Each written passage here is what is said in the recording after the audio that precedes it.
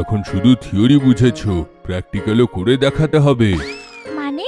মানে আমি তোমাকে 500 টাকা দিচ্ছি এই মাসের পকেট মানি, আর মাসের শেষে দেখবো তোমরা এই 500 টাকার কেমন বাজেট তৈরি করলে আর কেমন ইউজ করলে, ঠিক আছে?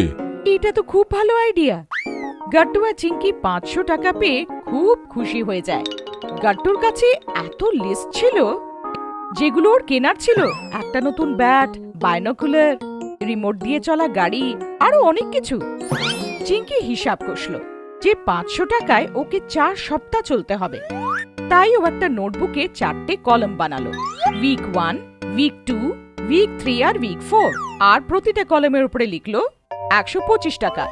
তারপর চিঙ্কি মার থেকে একটা পার্স নিল আর ওই পার্সে 125 টাকা রেখে দিল প্রথম সপ্তাহে খরচার জন্য।